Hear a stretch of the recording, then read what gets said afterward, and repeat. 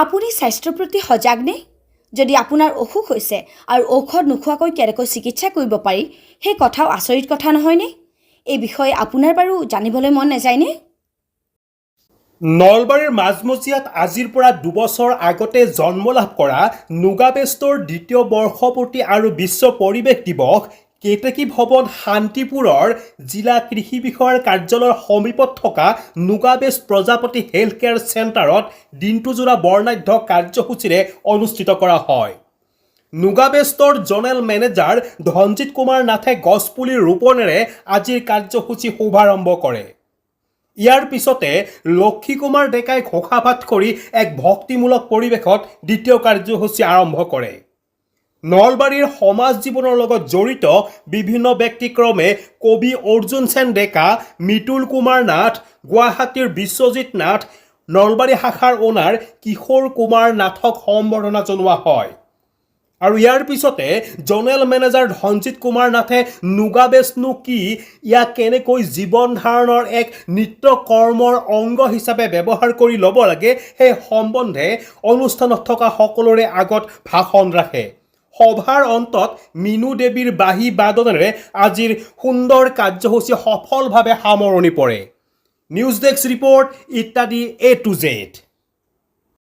নলবাৰীৰ জিলিকনি চকত পাতিলা স্বাস্থ্যৰ মেলা, মুগা মুগা মাৰিলা উৰা কৰিয়া দেশৰে পৰা, সৰু বৰ নাই সকলোকে লৈ বিলালা স্বাস্থ্য মৰম সেৱা, ডেকা আৰু বুঢ়া গাভৰুৰ পৰা সকলোকে দিয়া জীৱনৰ ৰঙীন বতৰা, নদীৰ জিলিকনি চকত পাতিলা স্বাস্থ্যৰ মেলা।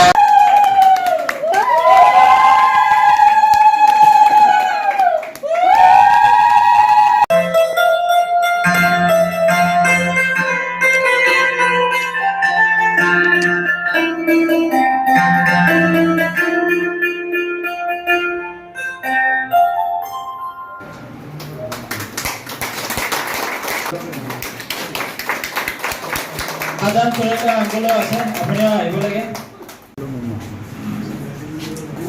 ইয়াৰ পিছতে আমাৰ শৰ্মা খুৰা আৰু এইটো মানুহে ৰং ট্ৰিটমেণ্টৰ কাৰণত মানুহ মৃত্যুবৰণ কৰে, এটা জীৱনো লছ হৈ যাব পাৰে।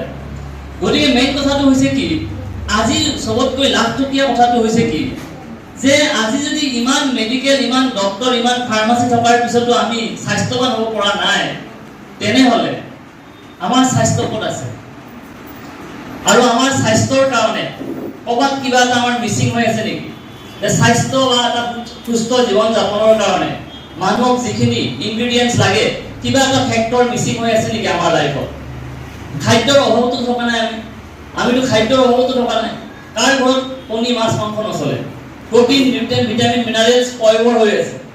ফ্ৰিজত মানুহৰ বিভিন্ন ধৰণৰ সুস্বাদু খাদ্য, মানুহে ৰান্ধি বাঢ়ি খায়। খোৱাৰ বা মেল নিউট্ৰিচনৰ কাৰণে মানুহ বেমাৰ হোৱা নাই, এইটো সঁচা কথা। আজি আমি পিছপৰা ৰাজ্য হ'লেও আমাৰ ইয়াত ঘৰে ঘৰে খাদ্যৰ অভাৱ নাই। নুগাবেষ্ট আপোনালোকে এতিয়া যিখিনি মানুহ ইয়াত কৰি আছে, সকলোৱে অলপ চলপ আভাস পাইছে যে ই কিহৰ কাৰণে প্ৰতিষ্ঠা হৈছে, ইয়াৰ উদ্দেশ্য কি। নুগাবেষ্ট হাউচৰ এটা পাৰ্পাছ আছে, আৰু এনে বেমাৰৰ কাৰণে আপুনি আহি আছে, কিবা এটা বস্তু ভাল পাইছে, সেইটোতো আপোনাৰ নিজে এটা পাৰ্পাছৰ কথা। কিন্তু নুগাবেষ্ট এই হাউচটো আজি যে 120খন দেশত প্ৰতিষ্ঠা হৈছে, আজি ৱৰ্ল্ডত 22 বছৰ সম্পন্ন হ'ল। আৰু এইটো এটা হেল্থৰ ওপৰত এনেকুৱা ছাৰ্ভিচ যিটো নেকি আজি 120খন দেশৰ মানুহে গ্ৰহণ কৰিছে। তেনেহ'লে ইয়াৰ এটা উদ্দেশ্য থাকিব লাগিব, কাৰণ আজি ইমান মেডিকেল, ইমান ফাৰ্মাচী, ইমান ডক্তৰ, ইমান আমাৰ সা সুবিধা আছে, অত্যাধুনিক মানে সা সৰঞ্জাম, ICU, এইবিলাক থকাৰ পিছতো নলবাৰীতো যথেষ্ট এইবিলাক আছে নাই বাৰু? নলবাৰীত ফাৰ্মাচী কেইখনমান আছে? এখন ফাৰ্মাচীত কিমানবিধ ঔষধ থাকে? আপুনি ধৰক এখন ফাৰ্মাচীৰ দোকান দিছে, কেইবিধ ঔষধ ৰাখিব? মালিকে আছে। গতিকে চাওক কথাটো কি, এই চব মানুহৰ বডিটোক লৈ হয়। এইটো ৰিয়েলাইজ কৰিব লগা কথাটো হ'ল কি যে আজি যে এখন ফাৰ্মাচীত 1000 বিধৰ যদি ঔষধ থাকে, এই ঔষধখিনি কিহৰ কাৰণে থাকে? মানুহক সুস্থ কৰাৰ কাৰণে, হয় নে নহয় বাৰু? আজি গুৱাহাটী, অসম, নলবাৰীকে ধৰি কিমান নাৰ্ছিং হোম আছে, পিছতো আমি নিজক সুস্থ বুলি দাবী কৰিব পাৰিমনে? সবতকৈ ডাঙৰ কথা এইটো যে ইমানখিনি সুবিধা থকাৰ পিছতো, ইমান মেডিকেল, ইমান ফাৰ্মাচী, আপুনি যি ইচ্ছা সেই কিনিব পাৰে। আপোনাক সেইখিনি ক্ষমতা ভগৱানে দিছে যে 10,000 টকাৰ যদি কোনোবাই প্ৰেছক্ৰিপশ্যন লিখি দিয়ে, আপুনি 10,000 টকাটো ঔষধ কিনি লৈ যায়। কিন্তু আপুনি সুস্থ নে? আপুনি ছেটিছফাইড নে নিজৰ হেল্থ কণ্ডিশ্যনৰ ওপৰত? আৰু আপুনি যদি এখন ঘৰৰ পৰিচালক হয়, আপোনাৰ যদি হেল্থ কণ্ডিশ্যন ভাল নহয়, তেনেহ'লে আপুনি আপোনাৰ পৰিয়ালৰ অন্য সদস্যাক কি ৰাস্তা দেখাব? কাৰণ আপোনাৰতো পিতৃ হিচাপে অকল তেওঁলোকক ডাঙৰ দীঘল বা সব ক্ষেত্ৰতে আপোনাৰ জ্ঞানটো ভাল হ'ব লাগিব। যে কোনো ক্ষেত্ৰতো কি তাৰমানে ইণ্ডিয়াত হেল্থৰ ক্ষেত্ৰতে নহয়, আপুনি বিভিন্ন ধৰণৰ চিষ্টেমে ইয়াত আপোনাৰ পছন্দ নহয়। এই যে আপুনি ধৰক এই অনুষ্ঠানটো ইয়াত আৰম্ভ কৰিছে, দুই বছৰ হ'ল? এইটো আজি 2 বছৰ হ'ল নলবাৰীৰ মাজমজিয়াত। আগতে আমি বৰকুৰাৰ পিনে আছিলোঁ, কিন্তু ইয়াতে আজি আকৌ নতুনকৈ এই অনুষ্ঠানটো ইয়াতে আৰম্ভ কৰিছোঁ জেলেঙি চৰকৰ আমাৰ এগ্ৰিকালচাৰ হেড অফিচৰ কাষত। এইটো কেতেকী ভৱন বুলি এই ঘৰটোৰ নাম জনা যায়। গতিকে আপোনালোক প্ৰত্যেকে আহি ইয়াতে নুগাবেছত বিনামূলীয়াভাৱে থেৰাপি ল'ব পাৰিব। আপোনাৰ শৰীৰৰ যিবিলাক প্ৰব্লেম আছে সেইটোতো কৰিব পাৰিব, লগতে আপোনাৰ যদি কাৰোবাৰ প্ৰব্লেমো নাই ইয়াত আহি প্ৰিভেনশ্যন ল'ব পাৰিব। আৰু এইটো কোৰিয়ান বেছ থেৰাপি হয়, যিটো থেৰাপি আমি শুধু চাউথ কোৰিয়াৰ পৰা আনিছোঁ, যিটো 120খন দেশত আছে। 120খন দেশৰ মানুহে আজি নুগাবেছক আঁকোৱালি লৈছে। ঠিক তেনেকৈ আমি অসমত এনেকুৱা 14-15টা বেছ আছে অলৰেডি, গুৱাহাটীকে আদি কৰি নলবাৰী, লখিমপুৰ, যোৰহাট, এনেকৈ চব জেগাতে আমি ইয়াক প্ৰসাৰিত কৰিছোঁ। কিহৰ কাৰণে পাৰিছোঁ? মানুহে আঁকোৱালি লৈছে, মানুহৰ হেল্থৰ প্ৰতি এটা সজাগতা হৈছে যে মেডিচিনে যে আপোনাৰ জীৱনটো কিয়ৰ কৰিব নোৱাৰে।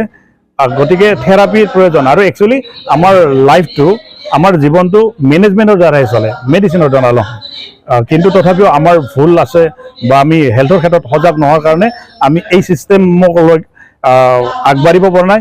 সেইকাৰণে মই প্ৰতিজন মানুহক, নলবাৰীবাসীৰ বা ইয়াৰ আশে পাশে থকা প্ৰতিজন মানুহক আহ্বান জনাইছোঁ যাতে ইয়াত আহি আপোনালোকৰ হেল্থটো বিনামূলীয়াভাৱে ডেইলি ধুনীয়া কৰক আৰু বেমাৰ বোলা যিটো শব্দৰ পৰা আপোনালোকে পৰিত্ৰাণ। এইটো মানে কেতিয়াৰ পৰা মানে কেতিয়ালৈ টাইমটো?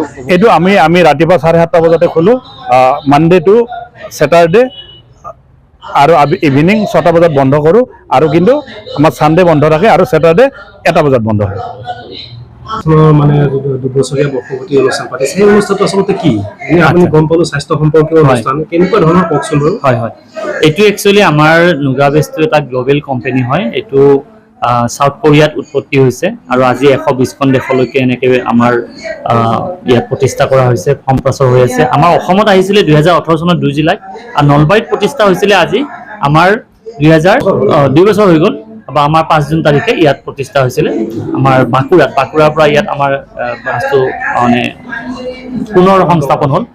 ইয়াৰ উদ্দেশ্যটো হৈছে, ইয়াৰ উদ্দেশ্যটো হৈছে মানুহক এটা স্বাস্থ্য পৰিচালনা দৰকাৰ। স্বাস্থ্য মেনেজমেণ্ট বা বডি মেনেজমেণ্ট এইটো খুবেই দৰকাৰ, কাৰণ আজি বহু মানুহে বহু ধৰণৰ ট্ৰিটমেণ্ট কৰিও আত্মসন্তুষ্টি লাভ কৰা নাই, বিভিন্ন ধৰণৰ কষ্টত যিহেতু ভুগি আছে। কাৰণ আমাৰ বডিৰ ব্লাড চাৰ্কুলেশ্যন, মাছল মেনেজমেণ্ট, টক্সিনবিলাক বডিৰ পৰা ওলাই যোৱা বা ইণ্টাৰনেল অৰ্গানবিলাকৰ এক্টিভিটিটো সদায় ছাপ্ৰেছ হৈ থাকে। আৰু সেইখিনি বস্তুক ষ্টিমুলেট কৰাৰ কাৰণে বা সেইখিনি বস্তু সদায় আমাৰ ইণ্টাৰনেল মেনেজমেণ্টটো সদায় আপডেট কৰি ৰখাৰ কাৰণে এই পৰিচালনাটো কৰিলে মানুহৰ ভিতৰৰ যিটো ফিজিকেল কনষ্টিটিউশ্যন বুলি কয়, শাৰীৰিক সংবিধানখন এক্টিভ হৈ থাকে। আৰু তেতিয়া মানুহৰ টোপনি, খোৱা লোৱা, হজম, blood circulation, energy circulation, muscle, nerve এইবিলাক এক্টিভ হৈ থাকে, যাৰ কাৰণে মানুহজনে এজন সুস্থ জীৱন লাভ কৰাৰ কাৰণে আগবাঢ়ে। আৰু ইয়াত মানে বেমাৰ হোৱাৰ পিছত আহিব লাগে নে বেমাৰ নহওঁতে আহিব লাগে? প্ৰতিটো সময়তে আহিব পাৰিব, বেমাৰ হোৱাৰ পিছতো আহিব পাৰে বেমাৰখিনি ভাল কৰাৰ কাৰণে। কিন্তু বেমাৰত থকা মানুহখিনিৰ কাৰণে ইম্পৰ্টেণ্ট প্ৰিভেনশ্যন লোৱাৰো, কাৰণ আজি যিকেইটা বেমাৰ আছে সেইখিনিতে বেমাৰ শেষ নহয়, কালিলৈকে নতুন বেমাৰ আৰু আহিব পাৰে। আৰু সুস্থ মানুহ যিসকলৰ বেমাৰ হোৱা নাই কিন্তু হোৱাৰ সম্ভাৱনা চবৰে আছে, তেওঁলোকে সুৰক্ষিত হ'বৰ কাৰণে আহিব পাৰে। আৰু এইটো অনুষ্ঠান আমাৰ এনেকুৱা সৰু ল'ৰা ছোৱালীও কৰি থকাটো ভাল। বডিৰ ব্লাড চাৰ্কুলেশ্যন আৰু নাৰ্ভাছ চিষ্টেমটো চব শ্ৰেণীৰ মানুহকে এক্টিভ লাগে, সকলো মানুহে আহিব পাৰে। আৰু ইয়াত ধৰক কিছুমান ডাঙৰ বেমাৰ আছে, তেওঁলোকে চিকিৎসা অলৰেডি কৰি আছে বা মেডিচিন খাই আছে, তেওঁলোকে কি কৰিব? মেডিচিন ইয়াত আহিলে বন্ধ কৰিব লাগিব?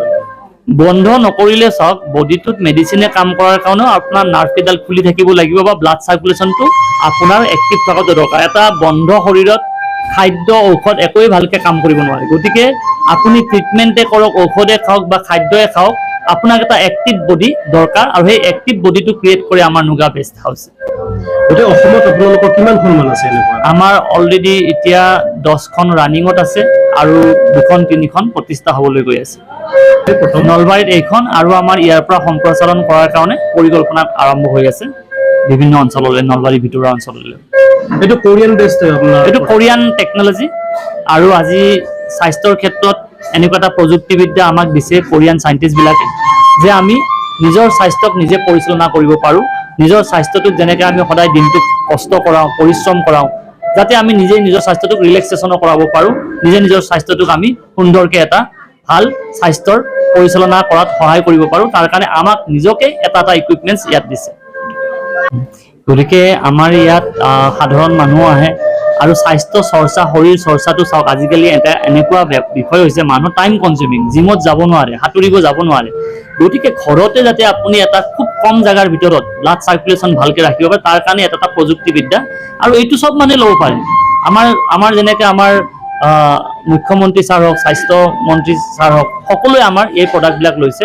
গতিকে স্বাস্থ্য পৰিচালনা কৰাটো এটা আশীৰ্বাদ আৰু স্বাস্থ্য পৰিচালনা কৰিলে আপোনাৰ স্বাস্থ্যটোৰ ওপৰত অধিকাৰ বাঢ়ে, আপোনাৰ লংজিভিটি বাঢ়ে আৰু আপুনি আৰু বেছি কৰ্ম উদ্যম লৈ কাম কৰাৰ কাৰণে সাহস আৰু অনুপ্ৰেৰণা যোগাব পাৰে।